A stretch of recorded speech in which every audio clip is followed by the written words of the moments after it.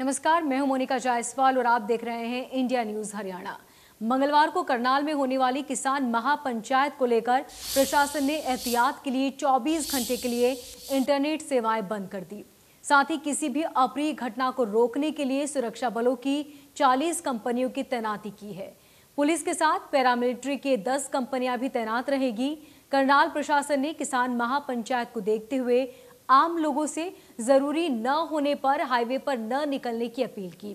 वहीं दिल्ली चंडीगढ़ रूट को भी डायवर्ट किया गया।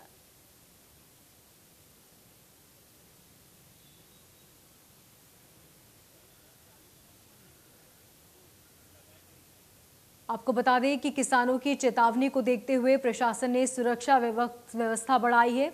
इसके साथ ही इंटरनेट सेवा पर 24 घंटे के लिए रोक लगाई है। इंटरनेट और मैसेज सेवा को बंद कर दिया गया है।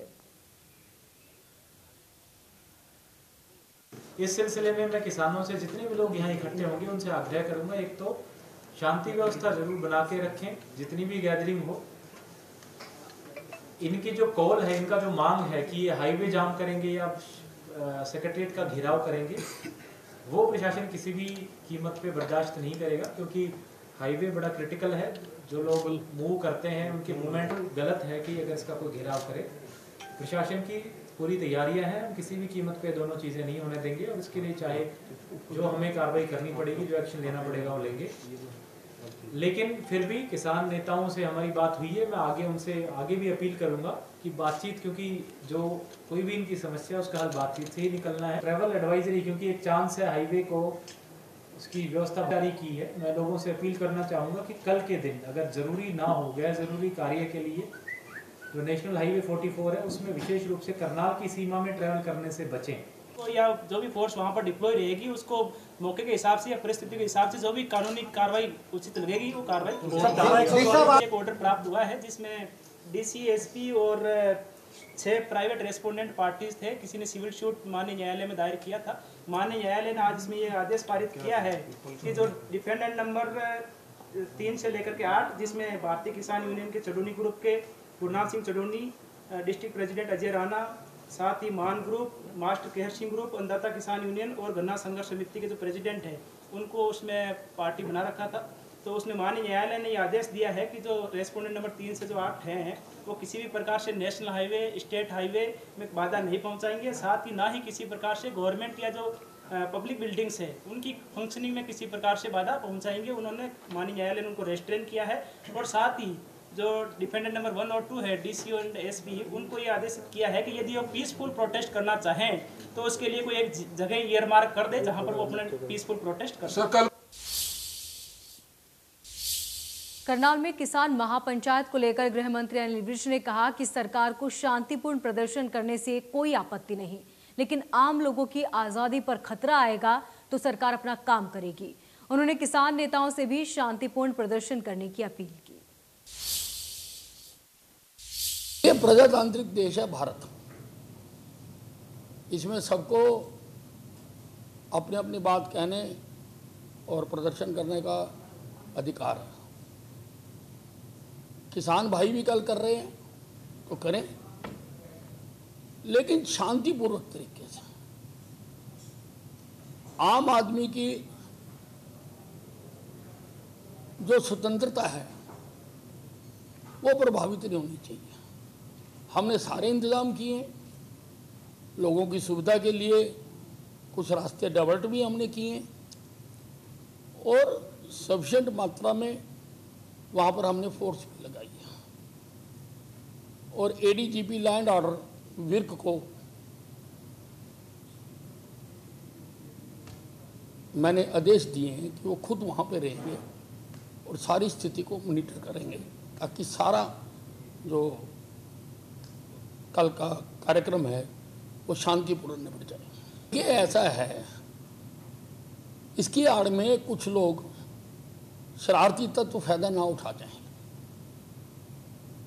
कोई र्यूमर मोंगर्स किसी प्रकार का वो ना कर जाए, उसके लिए प्रशासन को एहतियात बरतने पड़ते हैं। किसान नेताओं से भी कहना है, ऑर्गेनाइजर से भी कहना है कि शांति बरकरार रखने का दायित्व उनके ऊपर भी है। किसान नेता राकेश टिकैत ने मुजफ्फरनगर में हुई किसानों की महापंचायत को सफल बताया। राकेश टिकैत ने दावा किया कि मुजफ्फरनगर में हुई महापंचायत बेहद सफल रही। उन्होंने कहा कि सड़कों पर 21 किलोमीटर तक लोगों का हुजूम था। किसान महापंचायत में 20 लाख से ज्यादा लोग शामिल हुए। सड़कें ब्लॉक होने की वजह से स्थानीय लोग शामिल नहीं हो सके। राकेश टिकैत ने कहा कि हम राजनीति नहीं करते, हमारा मंच राजनीतिक मंच नहीं था, हम सबको साथ लेकर चलते हैं। देखो, भीड़ के हिसाब से तो सफल रही, जगह के हिसाब से हो रही कि उतनी भीड़ को हम जगह नहीं दे पाए और 30-30 किलोमीटर तक लोग सड़कों पर रहे और क्षेत्र की जनता वहां पर नहीं आ पाई, क्योंकि जो लोकल का लोग होता है वो सोचता है कि मैं टाइम पे चलूँगा, और जैसे ही लोग 8 और 9 बजे अपने घरों से निकले, उनको ये था कि 12 बजे से मीटिंग शुरू होती है और हम चले जाएंगे। लेकिन जैसे ही वे 8-9 बजे के आसपास अपने घर से निकले तो घर से निकलते ही उनको जाम मिला। पूरा जो क्षेत्र था, अपनी जो बेल्ट थी, ये सारी जो खास करके मुजफ्फरनगर के जो देहात के लोग थे, वो इस भीड़ में कम आ पाए, क्योंकि पूरे रास्तों में जाम में और पीछे फंस गए।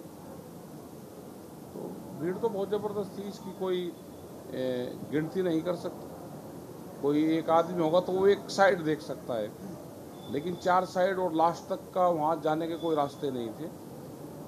तो भीड़ का तो अनुमान बहुत ज़बरदस्त भीड़ वहाँ पर रही है, और ये था कि 20 लाख से ऊपर भीड़ थी वो, जो जहाँ से फीडबैक लोगों के लिए। हरियाणा वेयर हाउस के चेयरमैन और पृथला से विधायक नयनपाल रावत ने मुजफ्फरनगर में हुई किसान महापंचायत को एक राजनीतिक षड्यंत्र करार दिया। उन्होंने कहा कि ऐसी किसान यात्रा का जनता अब नहीं मानने वाली। इसके साथ ही उन्होंने कहा कि विपक्ष पर नाराजगी जताते हुए राजनीतिक लाभ लेने के लिए कांग्रेस इस तरह के षड्यंत्र कर रही है। उन्होंने कहा कि ये पूरा षड्यंत्र कांग्रेस के कार्यकर्ताओं की देन है, जिसका कांग्रेस को कहीं कोई लाभ नहीं मिलने वाला।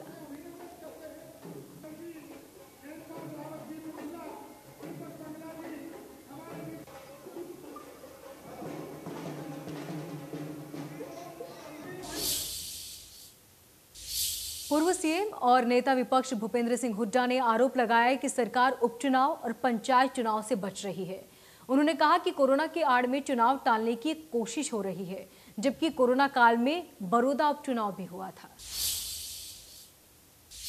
संभव क्यों नहीं है भाई? कोविड का है, कोविड की वो अपनी आगे एक बाई इलेक्शन कोई बड़ी बात नहीं है। उसकी जितने भी कोविड की अपने आप की वो हों, पैरामीटर्स हों, उसको मान्य रखो। सरकार से बच रही है, ऐसा ही लगता है। पंचायतों के चुनाव से भी बच रही है, विधानसभा के चुनाव इस बहाने से पंचायत के चुनाव भी गए। जो ये कह रहे थे हम इस महीने में कर देंगे, इसमें उसमें हो जाएंगे, इसी में है। कोविड में बड़ौदा कैसे हो गया बाई इलेक्शन, और कॉरपोरेशन का सोनीपत का कैसे हो गया, और कॉरपोरेशन का आपका पंचकुला कैसे हो गया। तो ये आप देख रहे हैं, तो स्थिति तो वही है ना जो बड़ौदा इलेक्शन में थी, कोविड में ही हुआ और जो अब है।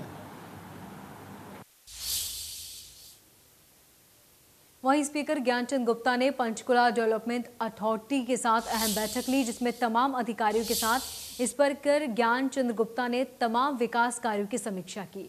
साथ ही तय समय पर सभी कार्यों को पूरा करने के अधिकारियों को निर्देश भी दिए।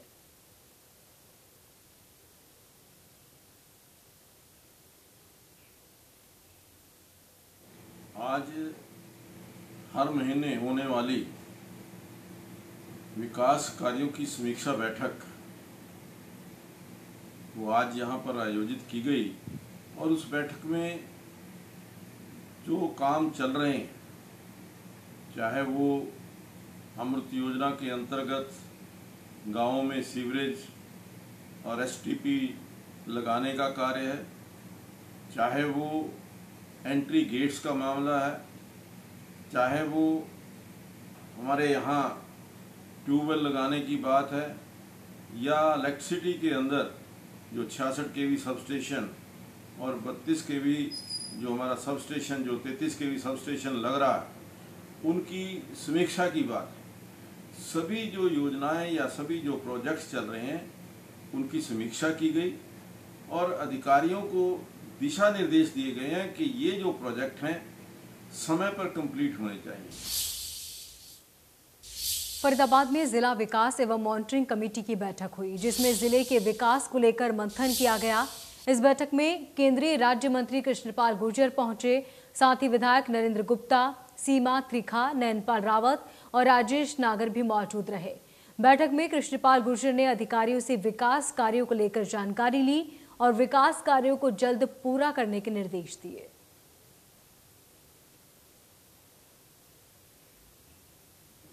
देखिए, हाईवे के प्रोजेक्ट है, हाईवे पानी खड़ा होता है, जैसे अभी कोई अच्छे टाउन पार्क बन रहे हैं, कोई सड़कें हैं जो अधूरी रह गई हैं वो बननी है, मझावली का पुल है और बहुत चीज़ें हैं, स्टेडियम है, जो सब काम जो चल रहे हैं स्मार्ट सिटी के काम हैं जो आगे में सब लोग बहुत तेजी आएगी। किसान महापंचायत को लेकर क्या कहना है जो कल हुई? काय की पंचायत, कुछ किसान संगठन हैं जो बीजेपी विरोधी हैं, मोदी विरोधी हैं, और एक किसान संगठनों का खेल है, किसानों का खेल नहीं है। वो आपको हराने के वक्त वो देखिए, और वो अपने मंसूबों में सफल नहीं होंगे। वो कहते हैं नई नई बाल कांति जमान अभी आ गए, अभी उत्तर प्रदेश का चुनाव आ रहा है, अभी पता चल जाएगा।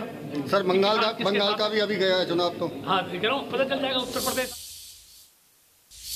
हरियाणा सरकार खेल पॉलिसी में बदलाव की तैयारी कर रही है। खेल विभाग के निर्देशक पंकज नैन ने जानकारी दी। सरकार सीधी भर्ती में खिलाड़ियों का 3% कोटा खत्म कर सकती है, जिसके लिए विभाग ने चीफ सेक्रेटरी को प्रपोजल भेजा है। 2500 ग्रेडेशन सर्टिफिकेट में गड़बड़ी के बाद ये फैसला लिया गया। पॉलिसी में बदलाव की मुख्य वजह पद का नाम माना जा रहा है। ओलंपियन को भी सीनियर कोच और बाकी खिलाड़ियों को भी कोच या सीनियर कोच की पोस्ट मिल सकती है। इन दोनों ही नामों में ज्यादा फर्क नहीं है, इसलिए मेडल के मुताबिक पद और पदनाम दिए जाएंगे, जिसकी शुरुआत चर्चा में की जा रही है। इसके अलावा स्पेशल ओलंपिक के खिलाड़ियों को नौकरी की बजाय पेंशन का प्रावधान भी तैयार किया जा सकता है। हमारे स्पेशली एबल्ड खिलाड़ी हैं जो स्पेशल ओलंपिक्स में जाते हैं, इनके वेलफेयर के लिए जॉब की बजाय हमने पेंशन का एक प्रपोजल दिया है, ताकि जो वर्ल्ड ओवर जो स्टैंडर्ड है उसके मुताबिक इन्हें मंथली घर बैठे ही पेंशन मिल सके इनकी परफॉर्मेंस के अकॉर्डिंग। दूसरा, क्योंकि अब हमारी नई स्पोर्ट्स पॉलिसी काफ़ी कॉम्प्रिहेंसिव है और इसमें जो भी बच्चा, चाहे वो पैरा ओलंपियन है, चाहे वो नॉर्मल ओलंपियन है, इवन नेशनल मेडल तक भी जो बच्चा परफॉर्मेंस लेता है उसको हम जॉब दे रहे हैं। उसमें अब उसको किसी एग्ज़ाम देने की ज़रूरत नहीं है, सीधा हम डिपार्टमेंट में उनको जॉब दे रहे हैं। तो जो पहले ये एग्ज़ाम में 3% कोटा था, क्योंकि अभी नई कॉम्प्रिहेंसिव पॉलिसी आ चुकी है हमारी, तो इसको अबॉलिश करने के लिए भी हमने चिट्ठी लिखी है। फरीदाबाद के खोरे गांव के लोगों के लिए एक राहत की खबर है। सुप्रीम कोर्ट ने हरियाणा सरकार से कहा है कि बेघर हुए लोगों को जल्द आवास दिए जाए। इसके लिए सुप्रीम कोर्ट ने हरियाणा सरकार को 1 हफ्ते का समय दिया। साथ ही फरीदाबाद नगर निगम को स्थापित लोगों के लिए पुनर्वास के लिए टाइमलाइन बनाने के निर्देश दिए।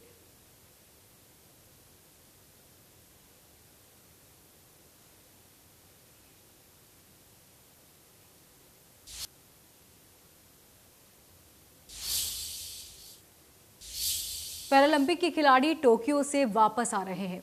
बल्लभगढ़ के सिंहराज, जिन्होंने पैरा ओलंपिक में शूटिंग में रजत पदक जीता है, उन्होंने एयरपोर्ट पर उनका गर्मजोशी से स्वागत किया गया। उन्होंने इसका पूरा क्रेडिट पूरे देश की जनता को देते हुए कहा कि सभी लोगों का प्यार मेरे साथ था। इस मौके पर बीजेपी विधायक राजेश नागर खुद उन्हें एयरपोर्ट पर रिसीव करने पहुंचे। पैरा ओलंपिक में टोक्यो से वतन वापसी हो गई है सिंगराज अधाना की, जो फरीदाबाद से बल्लभगढ़ से हैं, जिन्होंने रजत पदक जीता है। वो हमारे साथ हैं और उनसे बात कर लेते हैं। सिंगराज जी, वतन वापसी हो गई है, पहली प्रतिक्रिया क्या है? रजत पदक जीता है आपने। पदक सब आप लोगों का आशीर्वाद और स्नेह है, जिसकी बदौलत मैं यहाँ तक पहुँचा हूँ। और मेरे बच्चे, मेरे देशवासी, मेरे परिवारों को, सबका आप लोगों का जो मुझे प्यार मिल रहा है, लग रहा है कि मैं नहीं हूँ, यहाँ कुछ ईश्वर ने कुछ ऐसा कर दिया है जिसकी हमने कल्पना भी नहीं की थी। रेड्डी में आप सबका मैं बहुत आभारी हूँ।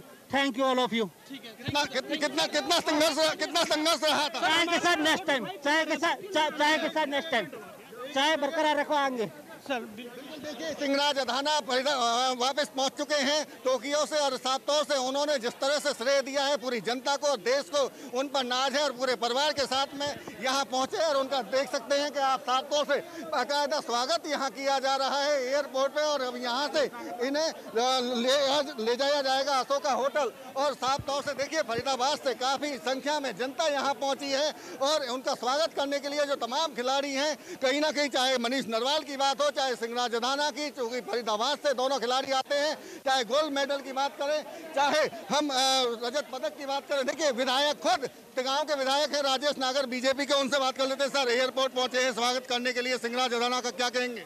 देखो इस भाई ने हमारे गांव का, क्षेत्र का, प्रदेश का और देश का नाम रोशन किया है। इस भाई को मैं बहुत बहुत बधाई देता हूं और एक हमारे जिले के लिए और हमारे देश के लिए, प्रदेश के लिए बहुत गर्व की बात है। निश्चित तौर से कहीं ना कहीं देखिए हरियाणा सरकार की तरफ से जिस तरह से जो तमाम खिलाड़ी हैं, चाहे ओलंपिक के हों चाहे पैरा ओलंपिक को, समानता के अधिकार के तौर पर देखा जा सकता है कि जो सुविधाएं उनको दी जा रही थी, तमाम घोषणाएं उनके लिए की गई थी, वही घोषणाएं इन खिलाड़ियों के लिए है। जोरदार स्वागत एयरपोर्ट पर इन तमाम खिलाड़ियों का होता हुआ दिखाई दे रहा है। दिल्ली एयरपोर्ट से देवेंद्र कौशिक, इंडिया न्यूज।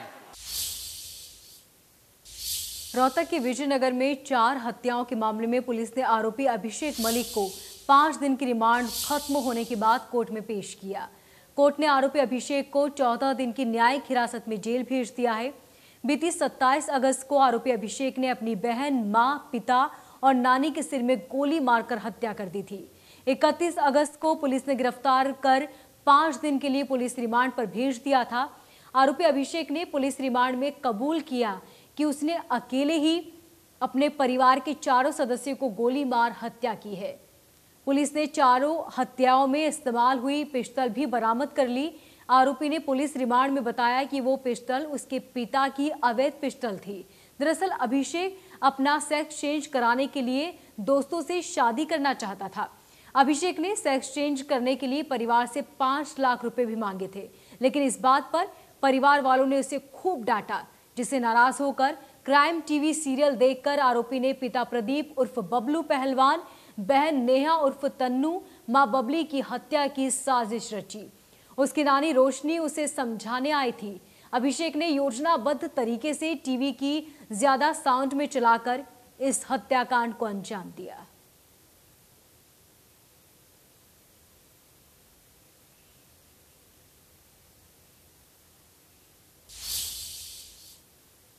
हरियाणा विशेष में फिलहाल इतना ही। दीजिए इजाजत। नमस्कार।